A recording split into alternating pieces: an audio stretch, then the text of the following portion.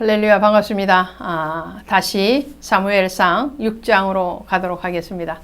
6장에 오시면 4장부터 계속된 법궤의 사건이 아직도 마무리되지 않는 것을 보게 되죠. 자, 4장에서는 어땠던가요? 블레셋 전투에서 이스라엘이 패전하면서 법궤를 블레셋 사람들이 가지고 갔죠. 그 5장에서는 그 블레셋의 아스돈이라는 지역에 있는 다곤 신전에다가 하나님의 법궤를 갖다 놓았을 때에 그 다곤 신이 부러지고 망가질 뿐만 아니라 하나님의 법궤 앞에 코를 땅에 박고 절을 하는 우스꽝스러운 그 모습을 보게 되죠. 뿐만 아니라 그로 인해서 블레셋 전역에 전염병이 돌고 많은 사람들이 죽임을 당하는 재앙이 오게 됩니다. 그로 인해서 6장에 오시면 이 하나님의 법궤를 다시 이스라엘 땅으로 돌려보내는 그런 모습을 보게 되죠. 자, 6장 1절입니다. 여호와의 궤가 블레셋 사람들의 지방에 있은 지 7달이라. 자, 7이라는 숫자가 나오죠. 완전 수죠. 자, 하나님이 이방을 굴복시키는데도 완전하게 굴복시키셨다라는 것을 내포하고 있는 것을 보게 되죠.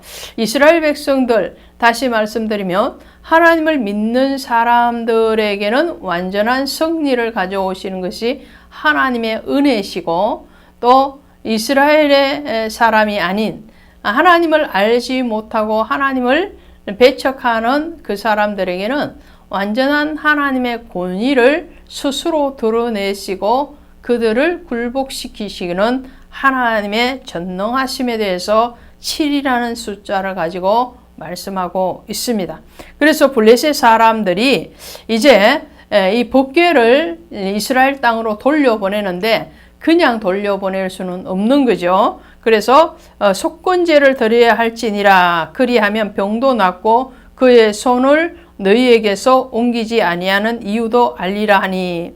자, 자기들끼리 의논을 합니다. 이 법궤를 이스라엘 땅에 보낼 때에 그 신에게 속건제를 드려야 된다. 참 어떤 면에서 보면은 믿지 않는 사람들이 오히려 더 양심이 있어요. 그렇죠? 이 블레셋 사람들이 이방 신을 섬기고 있음에도 불구하고 이 신에 대한 예의가 있어요. 그리고 자신들이 잘못한 것들에 대해서 양심 선언을 하는 것을 보게 됩니다. 오늘날에도 마찬가지인 것 같아요. 어쩌면 교회를 다니고 예수님을 믿는 우리보다도 어떤 면에서는 이방인과 같은 불신자들이 더 양심적인 선언을 할 때가 있죠. 그러하다 할지라도 그것으로 구원을 받을 수는 없죠. 우리의 율법의 의로는 구원을 받을 자가 아무도 없기 때문에 그렇습니다. 어찌됐든 그래서 이 속건제물로 금독종 5과 금지 5마리를 만듭니다. 이스라엘의 지역의 방백득의 숫자이겠죠. 그걸 가지고 보내기로 하는데 이제 보내는 방법, 절차는 이렇게 됐어요. 방법의 문제에 왔어요. 방법의 문제 오는데 이들이 다시 한 번 더 시험을 해보는 거죠. 하나님이 정말 이스라엘의 하나님이 자신들에게 재앙을 내렸는지 아니면 우연찮게 맞아떨어진 전염병인지 그에 대해서 테스트를 해보기로 결정을 합니다. 그래서 그 방법이 새 수레를 만들고 몽에를 한 번도 메어보지 아니한 젖나는 소 2마리를 끌어다가 그 수레에다가 법궤를 싣고 그리고 그 법궤 위에다가 자신들의 속건제물을 올려서 안내자 없이 베세메스 땅까지 가게끔 하는 거예요. 이 새 수레라는 것은 바퀴가 길들여지지 않았다는 거예요. 아직 한 번도 차도 승용차도 출고를 하면 길들이는 일을 하잖아요. 한번 장거리를 뛰어보고 그래서 바퀴가 길이 들어야 되는 것 같이 쇠수레도 길이 들어야 되는데 길들지 않는 쇠수레, 거기다가 한 번도 멍에 매여 보지 아니한 암소 2마리, 예, 한 번도 짐을 실어 보지 않고 운반해 보지 않는 경험 없는 암소, 거기다가 송아지 딸린 젖 나는 소를 2마리 끌고 옵니다. 그리고는 이 송아지를 뗀 암소가 어떻게 하겠어요?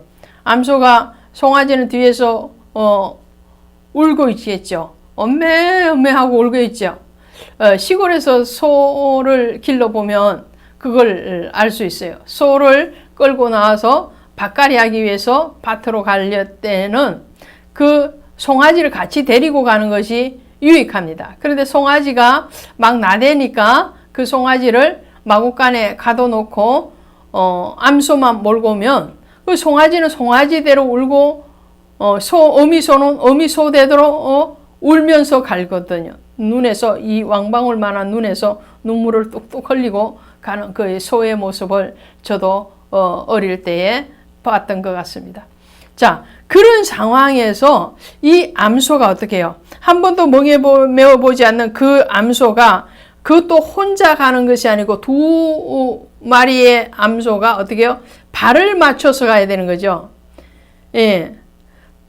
발 맞춰서 가는데 소가 나침반이도 없죠. 그 소를 끌고 가는 사람도 없죠. 소가 무슨 동서남북을 알겠어요?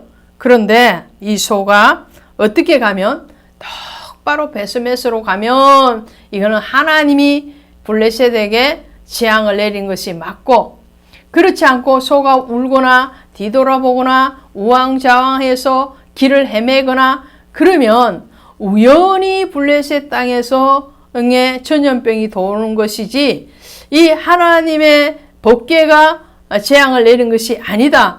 이런 결론을 블레셋의 방백들이 내리고 이 암소에다가 법궤와 자기들의 속건 재물을 싣고 보내는 거예요. 그런데 기적이 일어나죠. 12절에 보니까 암소가 베세메스 길로 바로 행하여 대로로 가며 갈 때에 울고 좌우로 치우치지 아니하였고 블레셋 방백들은 베세메스 경계선까지 따라가니라. 보세요. 이 암소가요 2마리가 짝을 맞춰서 전혀 한 번도 멍에를 메어보지 않았을 뿐만 아니라 이스라엘의 땅으로 가보지 않는 이 암소 2마리가 마치 사람이 길을 아는 것과 같이 똑바로 대로로, 그것도 좁은 길로도 안 가요. 대로로 갈 때 울고 좌우로 치우치지 아니하고 좌우로 치우치지도 않고 똑바로 가서 베세메스 경계선까지 갔다는 거예요. 그러니까 이 역사는 누구의 역사라는 거예요? 하나님의 역사라는 것을 이스라엘의 사람뿐만 아니라 블레셋 사람들이 인정할 수밖에 없는 거죠. 그래서 법궤가 베세메스를 거쳐서 어디로 오느냐면은 기란 여아림으로 옵니다. 이 기란 여아림으로 법궤가 돌아왔다는 것은 무슨 말씀이냐면 원래 법궤가 어디에 있었어요? 사무엘상 1장에 가니까 실로에 있었죠. 실로에서 한나가 올라가서 기도했던 그 성막이 있던 장소가 바로 실로였죠. 그 실로라는 땅은 어디의 땅이냐, 어디에 속한 땅이냐 하니까 에브라임 지파에 속한 땅입니다. 그래서 사무엘상 1장에 가면 에브라임 산지 이렇게 나오잖아요. 에브라임 산지. 자, 에브라임 땅에 속했던 그 실로에서 기란 여아림과 또 이 베세메스 땅은 어디 있냐면니까 유다 지파에 속한 땅입니다.